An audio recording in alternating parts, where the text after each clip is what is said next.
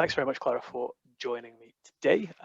Loads of stuff that we can be talking about. We have set aside, I think, 3 or 4 different topics that we are going to try and focus on as much as we possibly can. Yep. But why not? Let's start with you just giving a quick introduction, let everyone know kind of who you are and why you're here, I suppose.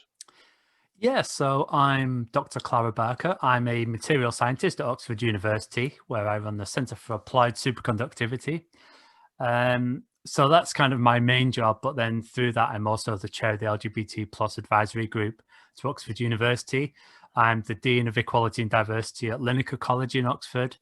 I'm also now a member of the Equality and Diversity Committee for the Royal Society, and also the Equality and Diversity Committee for the Girls' School Alliance now as well. That's a new addition to the list. I think that's Amazing. most of them. But on the side, I run youth groups as well, LGBTI plus youth groups, and so that's almost a full-time job in itself. I can imagine, yeah.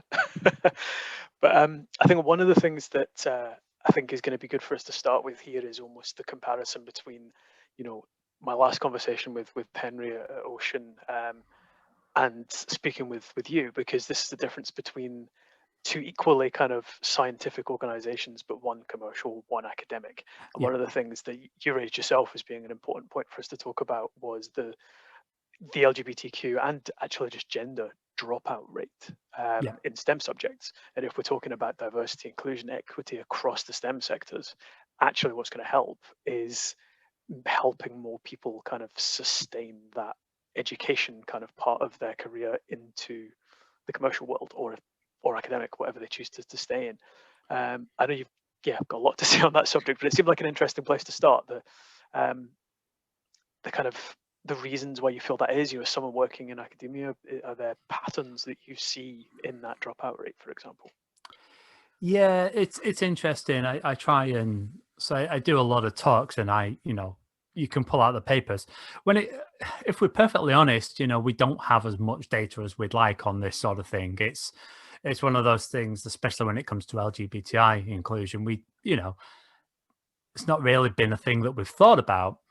But quite often when I'm working with sort of groups or universities or whatever it is, I hear that the numbers for LGBTI plus people are too low to record. And it's like, well, we make up at least 7% of the population probably. And if you're looking at the latest data for sort of people up to the age of 23, you're talking like nearly 45% don't identify as completely straight and non-transgender. It's like, so it's quite high. So how come we don't have the same numbers when we're recording it in academia, in STEM, in whatever it is? And so we start looking backwards. And over the last few years, there's been a number of reports that have shown that there is, starting in STEM careers, whether it's academia or whether it's industry, that there are additional factors, there are additional dropouts. People don't feel they can be themselves in STEM fields. And I realize that I'm saying STEM, I realize there's a very big difference, like medical science and physics are very, very different. So these are very sort of broad strokes. But yeah, there's a lot of fields where people don't feel they can be out, they can't be themselves. And we've got more and more data on that. There's more papers coming out that show, and that really depends on the subject as well. Engineering and physics, there's a lot less people feel that they can be themselves. And even there was a study from America that showed that, physicists are, what was it? A third of physicists were told that they shouldn't come out because it will adversely affect their career. And so we're seeing that people are having to, pretend to be someone else, which, we all know that if you can be yourself at work and you don't have to worry about hiding or pretending, then you just more, I know that my productivity and my, and my thinking has improved so much since I was able to just be myself. And I didn't feel like I'm always hiding things. So we know that, we've got that. And then, of course, if you've got that, then people are going to drop out, because I thought that I reached a point where I thought that I had to choose either transitioning or my career. And because of the, implications of hiding who you are on your mental health, adverse implications on your mental health, I had to, for my health, transition. Yeah. And so I honestly thought that was it. I was done with STEM, Mhm. to the point that I was, looking at other options. I had a plan. Yeah. um, so people are leaving, they either hiding who they are so they aren't performing as well, or they're leaving, they feel that they have to leave. And I, like I say, I was that person. I felt I had to leave. And that data is backed up. There was a Royal Society of Chemistry, Royal Astronomical Society, and Institute of Physics. They did a report on the physical sciences for LGBTI plus people. And whilst a lot were academics, there were teachers, there were also people from industry. It wasn't limited. Mhm. And again, so LGBT people think about leaving their STEM careers 20% of the time, compared to what was it? Something around 10%. It was, it was much more Yeah. A than marked difference. non-LGBT people. And then when it came to trans people, that went up to, it was sort of 20%, but were thinking often about leaving. And I, Yeah. obviously I saw myself in that. Mhm. So we are losing people at that stage. But then we look back and we're starting to see reports on the environment for LGBTI plus people in universities. And whilst a lot of people come to university and they can be themselves for the first time, they still face a lot of barriers. Mhm. And, there was a report by one students' union a couple of years ago that I think it was 2/3 of trans students had faced discrimination, either from staff, academics, or from other students. And the number of talks I've gone to, and students have come up to me and said, you're the first trans person I've seen speak in my field. I was going to leave. I didn't think Yeah. I could be a trans scientist. And we don't know whether they're going to go to academia or industry. We don't know where they're going to go. But No, but it this, shows why visibility is so important, doesn't it? it does. And so these are people that are saying to me, I was about to leave and I've Yeah. not. And I've had that so many times. And I shouldn't. It's 2021. I'm surprised that I'm Yeah. still the first person they're hearing. Yeah. And I so mean, obviously there's going to be other people. Other people are going to see other trans people, obviously, or yeah, LGBTI plus people, but other people absolutely. aren't. Yeah. I mean, we'll come on to kind of your personal story Mm, in a bit, because I think that's really important reasons for that, for visibility. And I think particularly around, some things that people might not personally understand about the differences between gender identity and sexual identity, for mm, example, which is really interesting, just, to explain those kind of differentiations for yeah. people.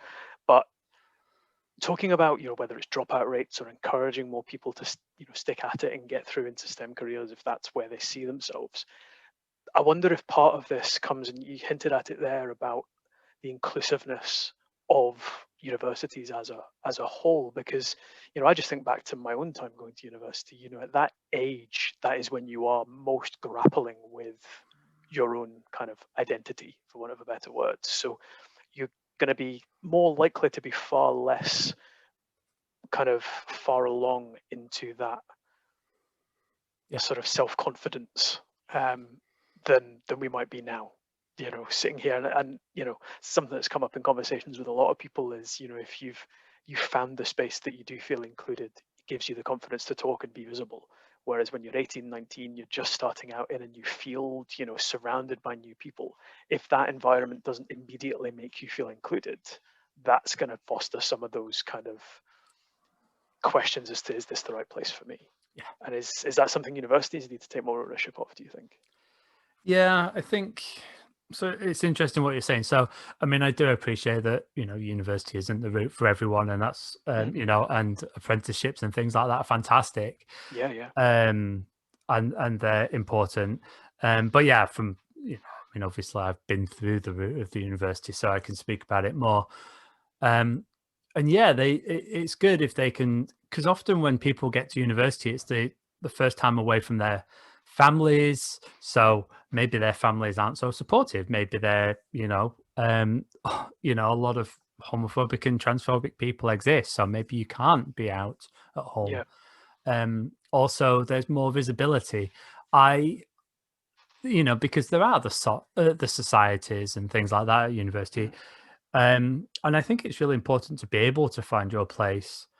And I should say that this increased visibility and this, like the access to materials and information, um, you know, I never had that growing up in the 80s and 90s. Yeah, And so I didn't know who I was, but I knew that I was something pretty much trans, but I didn't have the yeah. words. Didn't have the language to And describe it. yeah, and so having that information, it doesn't mean that we're converting people and people are like, oh, you know what, I think I'll give this a go. It just means that you're able to Yeah, identify and go, hey, this is who I am. yeah. It goes back to the research that you talked about earlier about how younger generations now have up to 40-45% of people identifying as not 100% straight, or however you might want to phrase it. And some Yeah. people have jumped on that as we're converting people. No, it just means more people are comfortable saying that that's the case than would have been the case in my generation, your generation, the ones before, because there's a staggered kind of increase across, from, I'm going to get them wrong now, Gen Z, millennials, next step up. um, Yeah. you know Oh my God, show my age. I've lost track. I was born during the punk years. But yeah, Fine. it's I want to be visibility. goth myself, so Yeah. It's I I think that one thing that's really interesting, I think it's really easy to look at sort of the UK and not look outside that, or maybe look at uh, America and not look outside that. But this is something that we're hearing more and more about, and it's something that I love to. I actually tried to run a project looking at this. Is that if we look at gender, for instance, there's so many cultures that have more than two genders. Like it's not rare, it's not uncommon. And these are people that didn't have the internet. And there were a lot more of those cultures who accepted sexuality or different genders until the British Empire came along and told them they couldn't. yes, But, this idea that we're just evolving because we're seeing a couple of people and we're reading about it. No, like I say, look at history, look at geography, look around the world. And if you look at it, it's like, no, actually, there's lots of genders and yeah, acceptance of sexuality around the world.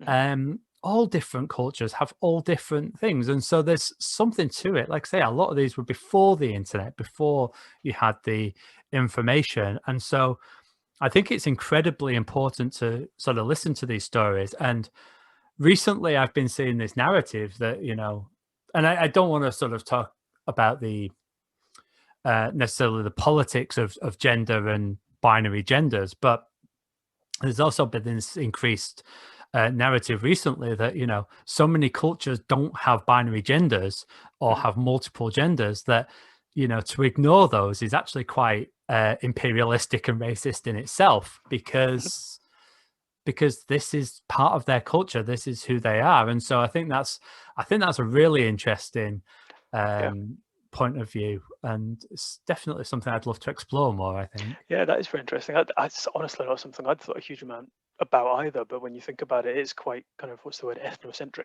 to have this kind of white European Western view of what gender identity means, when there's so many other variations, even outside of science and biology. There's other cultures that look at it differently. So yeah, Yeah, yeah, that's worth a whole other conversation, I'm sure. yeah, Um, yeah. so, I mean, we moving on, I suppose, more towards your kind of personal story, because kind of like I've said before, the whole purpose of this project, these conversations, is to create visibility, is to Mm, humanize, um, I suppose, the experience of LGBTQ plus people who are in the STEM sector, wherever in that, acronym you happen to be. Um, and just trying to understand, like, what have been the experiences you've had? What have been the challenges? What's improved in recent years? What do businesses, for example, need to do to be inclusive towards particular communities? And one thing that struck me as really interesting in the conversations we've had to date was your experience. Like you've already suggested, worrying that you might lose your career completely by transitioning and mm. fully saying, yes, I'm a trans woman. Um, what the difference has been working through the commercial world into academia, and maybe what they can learn from each other, I suppose, if anything. Yeah. So I would say that, I mean, obviously everybody's experience is different, and Mhm, and and so of there's course. always that. Um, but my own story, I mean, my it's interesting because I grew up in the 80s and the 90s, and went to school in the 80s and 90s when we had a thing called Section 28, so you couldn't talk about being LGBT. Mhm. Um, and so there was no awareness, and obviously not the internet and 4 TV channels. It was a very different world. Um, and indeed, like, Section 28 carried on in the UK until I think I'd finished my first degree, or I'd more or less finished my Yeah, first degree. it came up in my conversation with Henry last time. It was actually 2003 in England and Wales, 2003, yeah. 2000 here in Scotland.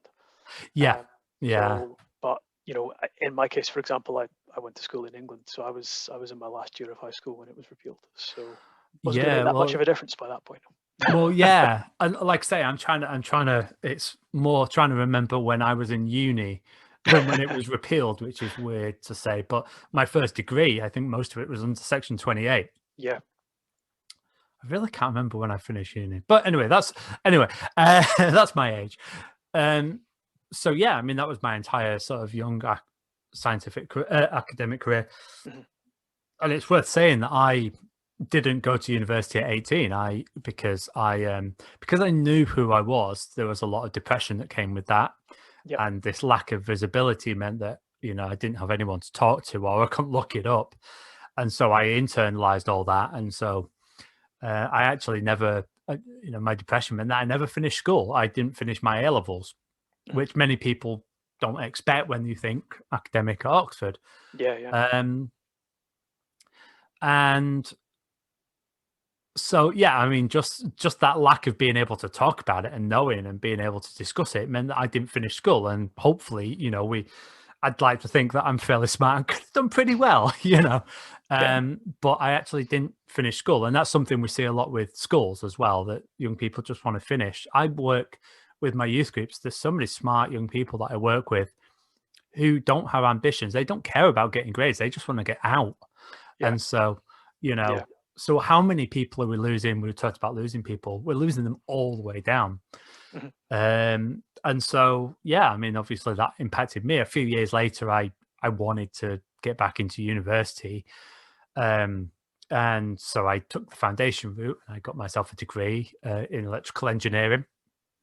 And through that, I worked for a company for a placement year. And the company was great. I learned so much. I really did. Um, and this is where, so my view, it was a good company, but my views are sort of, I realize it's 20 years ago or something. And also, there was, so things were different. Yeah.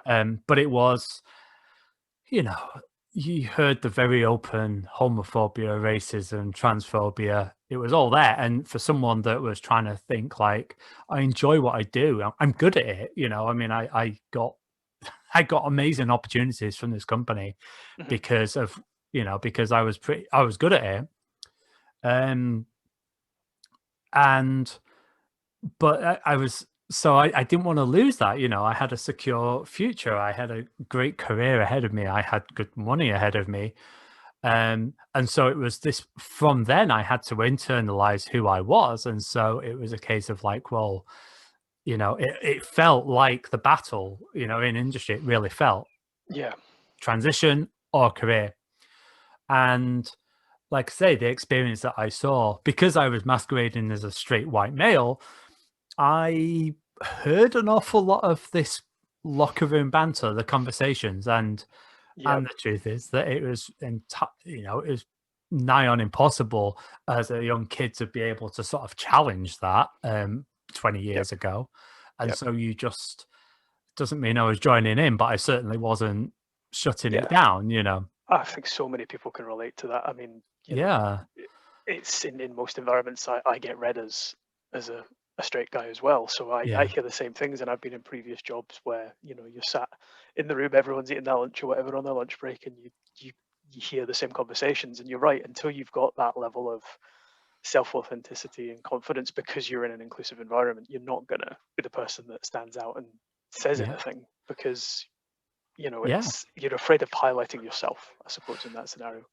Yeah. And in fact, there was actually so there was someone that the company used to work with, not from the company, but another, someone they worked with, and they did transition, and Mhm. I I had the conversations, Yeah, and so that to me meant, well, you know, now after uni, I worked back there because, like I say, I enjoyed the job. I mean, that's the horrible thing. I loved it, but I mhm. had to sort of bite my lip and pretend who I was. Yeah, Um, but then, so I went back there after my degree because they offered me a job, and then I got offered a PhD, sort of through that. And so I didn't even know what a PhD was at the time. I mean, for someone that hadn't finished A levels, yeah, now that I was surprised that, okay, I've got my first in my degree, and that's it, I'm done. It's yeah, like, oh yeah, wait, no, there's more. Um, and so I went and did my PhD, and my group was fantastic. They were absolutely brilliant. But the experience working in that company, like I say, I like the company and the people were good people. I don't think that they were bad people. They weren't, and they taught me so much. But it was the culture, and yeah, it just meant that I thought, if I really enjoy this, I need to just keep it to myself. And so that was it. I did my PhD. And then I did visiting research posts and then postdoc. And I loved it. But the other thing that I was doing at this time was I was going around, I was doing work with loads of different companies. I was very lucky that my particular science was sort of very interesting. It was emerging. It's the possible future technology type yeah, thing. So yeah, the money was there to go and travel around, and the opportunities and companies were really interested. So I worked with loads of different companies during my PhD and postdocs. I worked at university labs around the world because we'd get these little grants to go and work in a lab for a couple of weeks. I was going to conferences way more than any PhD student should be going to, all around the world. It was, in that regard, it was great. yeah. It But sounds on it. the but on the flip side, in 12 years, I saw two out gay people, no bi people, no trans people. Um, and so, in 12 years, that's what I'm seeing. And it's like, Yeah, hang on a second. So yeah, there's no LGBT people. So I cannot be an LGBT scientist.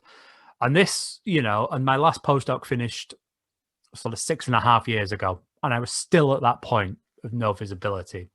mhm, mhm. So I decided, well, I love my career, but it's done. I mean, I pretty much stopped writing up my experiments and my papers because I thought, well, my academic career is over if I transition, which I needed to do for my own life. Yeah, My scientific career is over. So what's the point? And the truth was that I started transitioning. See, I didn't tell the company I was working at because it was a postdoc. I knew it was coming to an end. So yeah, yeah, you're on limited contracts. And I started doing that in secret. And then once that came to an end, I sort of went public. And then I started getting in touch with all these companies. So I'd made so many contacts with companies, and I was reaching out to them. And these companies are all, hey, we've got a job whenever you want one. All mhm. of a sudden, oh, well, no, we don't. We're full at the minute. Oh, we just don't have the. Yeah, And it's not transphobia, but is it? It's one of those things you can never pin it down. yeah. It makes you it leaves it open for that interpretation, doesn't it? And I think that's half the problem because you don't know that that's why they were saying that, but at the same time, that was the only thing that had changed. Yeah. So And the truth is that I knew other people that got hired afterwards. yeah, yeah, So, and like I say, some of these people I'd worked with a lot, and it's literally like when you come back, you tell us what job you want and what salary you want. yeah. It's amazing, isn't it? And it kind of makes you wonder. It's the difference, I suppose, and we've talked about this before, between ignorance and maliciousness, and a bit of fear as well. And there's a difference Yeah. between, particularly across the industry, that often the element of or the lack of inclusion, the lack of diversity doesn't come from a place of maliciousness. Yeah. It comes from I suppose, an accidental maliciousness, because it's not meant in that sense, but there's a level of ignorance, almost not wanting to have the conversation because they're almost scared in a way. And I think we've talked about creating safe spaces, and that's the case for both people within kind Yeah. of minority populations, however you want to describe it, and your average cis white straight guy. Because if they don't feel safe to ask questions, Yeah. then those companies are never going to start responding to people like you, reaching back out to them again after having those offers, Yeah. because they're scared of having the conversation. Yeah. So you have to wonder what was going on internally at those companies that made them that kind of closed off to making that offer to you again. Yeah. Yeah. It's interesting. And these were the sort of, these were the sort of companies where, you're wearing shirt and tie and your hair's Yeah. cut and things like that. And I wasn't covered in tattoos at the time either. That's that's the last 6 years. Or I was, but they're all hidden. Yes. um, and it's this idea of what is professional, what you can Yeah. perceive. And I think in industry, there's definitely, I don't know how much it's changed, but there's definitely this idea of what's professional, what an academic looks like, what a scientist looks like. And people think that their companies have to maintain that. And then you get someone that like is trans, openly trans, and Mhm. obviously trans, if I'm honest. And that's like, how does this fit into our professional? Yeah. Um, you know, what does this mean? And that is, I think that's it. I think that's what it is. It's fair, like you say. Mm. It's, how does this person fit into our professional? Yeah. I'm gonna remember my sociology terminology from 12 years ago now, but it's a I suppose it goes against the norms that people have been socialized with, whether that's personally, professionally. Yeah. That's how they'll be seeing it, I suppose, and not understanding, well, how do I react? What is the right reaction to that scenario? Mm, And actually, in many ways, the right reaction is to go, oh, okay, I've never experienced this before. Can you tell me, what's the best way to approach this? yeah. Be that openly, well, ignorant, for a better word, because there's a difference between pretending you know what to do in a situation, just going, okay, I know nothing about this, educate me. And I think Yeah. people are a bit scared of being that open sometimes. Yeah. And it's interesting. I mean, like say all these companies, they're all going to the conferences, Yeah, it's, and so, they're also, in those 12 years, I didn't see anyone. They're also not seeing anyone. And yeah, there's also, I mean, there are technicalities to take into account. So there's, some of these companies, they might have installations or whatever in countries where it's illegal to be LGBT. So, yeah, like how do they deal with that? And it's like, well, it's easier to just not deal with that, right? yeah. That's very true. I suppose it brings us on to the other kind of thing I wanted to talk about, which is something that people might not know as much about, which is the difference that we've said it earlier Mm, between kind of gender identity and sexual identity. Now, we've talked obviously about your experience as a trans woman scientist, but we also can talk about the difference between having to come out as trans and come out as, well, not straight. yeah, And that yeah, goes to something Henry and I talked about last week, about the kind of repetitiveness of choosing how to come out, who to come out to, in professional and academic conversations, because you meet so many people. Where does yeah, this come up in conversation, and when's the right time, and is there a right time to say it? So, I mean, it's an interesting thing because the two are so entwined in many ways. yeah, Um, I think the first thing that maybe to identify is the difference between how we identify. So I tend to use the word bi, yeah, and you've mentioned to me you tend to use the word pan, yeah, which sound like two very different things, and I think most people will think that they are.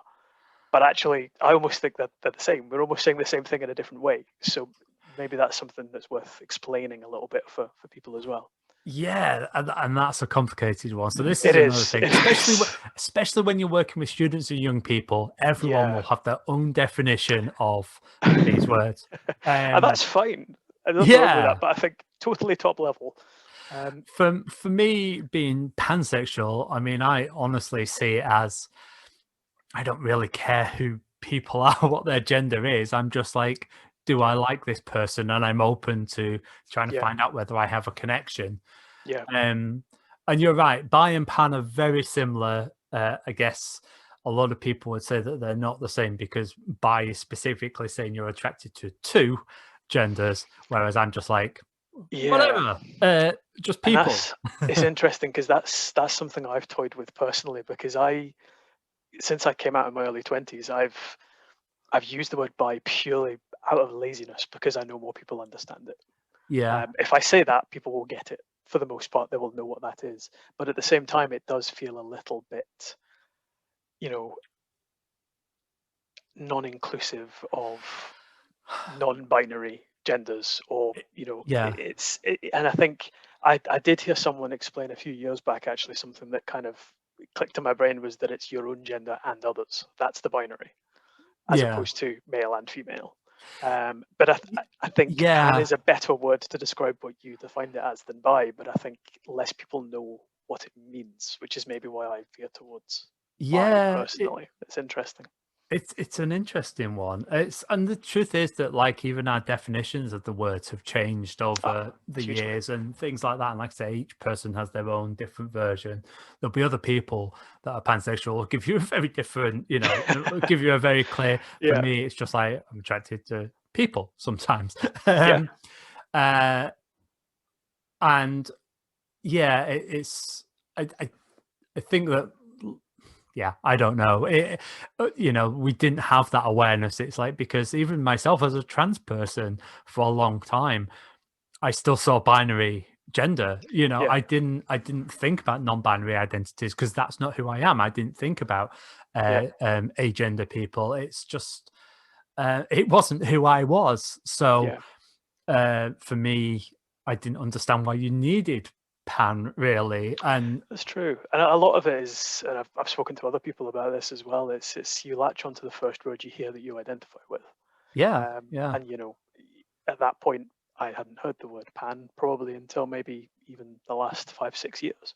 Um, so that's why I attached to bi. But it's interesting the differences between the two. But I think, yeah, a lot of people who aren't part of that, LGBTQ community will hear these terms and not necessarily, Mm, know exactly what we're referring to. I think it's quite important to, educate yeah. in that sense. Just make sure people, know what bit of the acronym means what. When Um, especially when I'm talking with people who work with young people, I'm like, yeah, look, you're not going to know the alphabet stew that is LGBTI, yeah, PAQQIA. You're just not going to know it.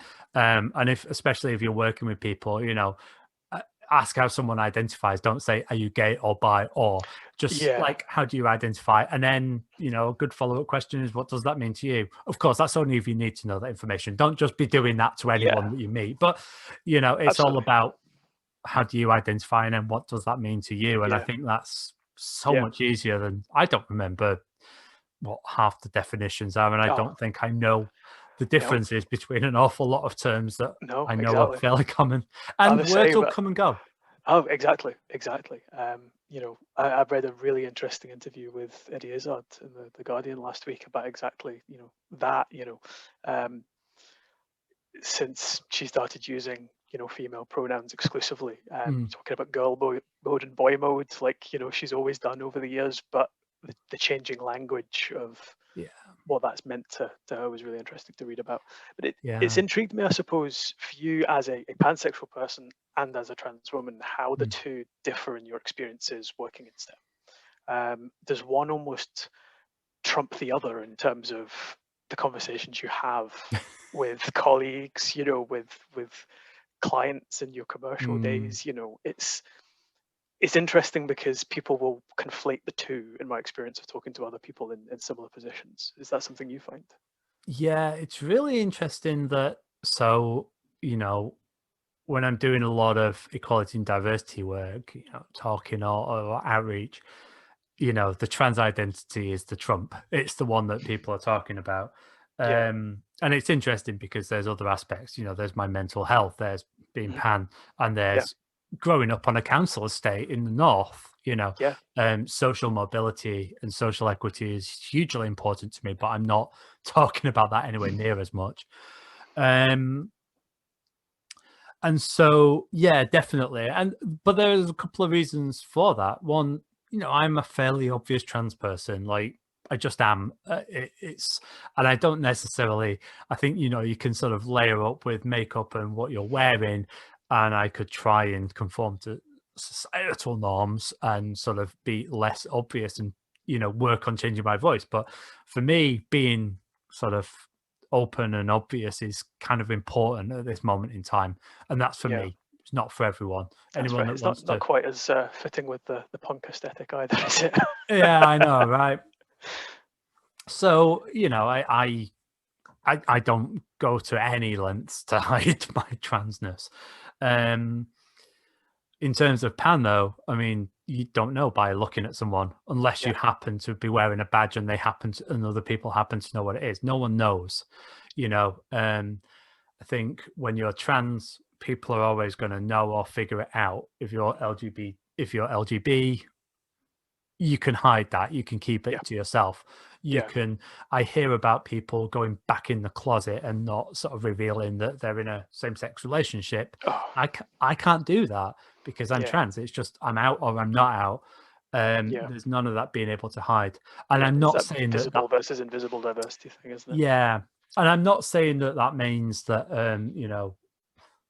being trans is it's not a competition. but I know that I don't have the option to hide. I don't have that. And it's the same with things like CVs. People don't realize, but on my CV, I've got patent and papers and things like that in my old name, in my dead name. Yeah, So I on my CV I out myself because I've not you can't change those names. yeah, yeah, It's improving, but my CV outs me as trans. yeah, So whereas if you're gay, it doesn't so much unless you include I was, chair of the LGBT community. But you yeah, can yeah. choose whether you include that. For me, like I say, I'm outing myself on my CV on paper before people even meet me. Mhm, mhm. So that's an interesting distinction and an interesting difference. And I think a big one as well. Yeah, I know absolutely. And what you talk about in terms of social class or you know that kind of background as well is really interesting because it's equally as invisible in many ways. Although accent and things like that can Mm, obviously give people a educated guess, but there's so many different elements that make up what you might call diversity, inclusion, equity, whatever we might want to call it, and it's that difference between visible and invisible diversity. I think a lot of members of the LGBTQ community choose to be visible, and I think that's a hugely burdensome choice in mm, many ways because actually until you get to that point where you're in an inclusive environment and you feel comfortable to be that visible, that's weighing on you almost every day. And I think that refers back to the things you said earlier about why people are dropping out of university courses or not even getting that far. They're being put off by yeah, an industry that to their eyes isn't as diverse and inclusive of their community as it should be. yeah. Yeah, who you see around you and those and the little things as well, the little markers, the little Mhm. sort of, there's little things that you can do. You don't have to be, we don't want people going out and flag waving and being like, oh, Yeah, um, you know, non-white people are amazing. It's, people with disabilities are the best thing ever. No, that's not what it's about. yeah, But at the same time, if you don't have those those little markers, those little things that just sort of signify like I'm open. It's silly as it is, like pronouns in an email address. I know if I see pronouns in an email address or on a Twitter handle, I'm like, oh, they get it. yeah, Whereas at the moment, there's a lot of open transphobia. And so every time someone follows me on Twitter, I'm looking to try and figure out are they doing yeah, it to troll me or are they doing it because they genuinely want to follow me? And so those little signifiers, if as soon as I see pronouns in the thing, I'm like, oh, these people are cool, follow back. Whereas if I don't, and I'm not saying that everyone should have to do it, and actually a lot of trans people don't want to put their pronouns in because it outs them as, or leads to awkward conversations of what is non-binary in particular. Yeah. But But for allies, for employees, it makes a big difference because it says we understand what this is, and it really changes how. Absolutely. No, I absolutely agree. And I think, I mean, I go back to when I put pronouns into my LinkedIn profile. I very, very soon after got a message from a client asking, why? Just out of intrigue. He was, middle-aged white guy. Yeah. Didn't mean any malice, but I was just like, oh, but why? As far as I was aware, you would, you aren't trans. You're not, why? And it was exactly as you've said. It was highlighting, well, you have to, in these kind of awkward days for these things, make sure that people are aware that you're on their side, as it were. And that he completely got it. Hasn't done it himself, but that's a personal choice. But it's interesting how those little elements of visibility can make such a big difference.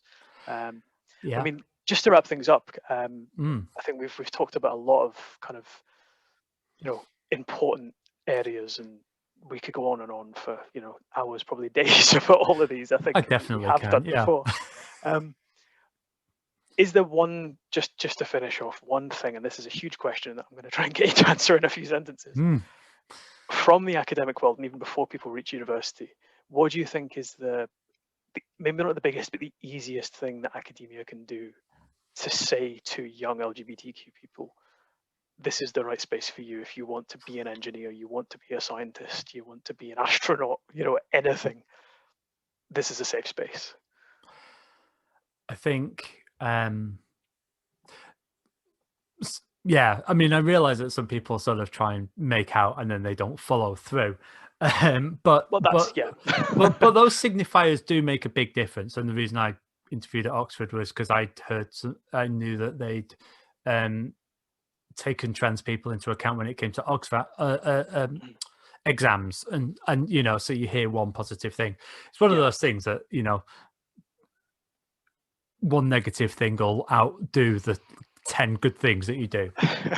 But it's who you talk about, it's who you highlight, it's who you bring in for your talks, it's who you give a platform to. So are you highlighting your Black employees? Are you talking about your women in engineering? Are you talking about your LGBT people and your people with disabilities?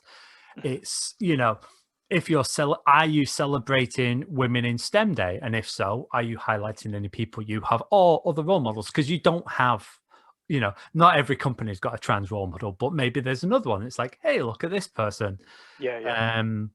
It's those things speak volumes. It's who you're sort of promoting, who you're giving a platform to, who you're promoting.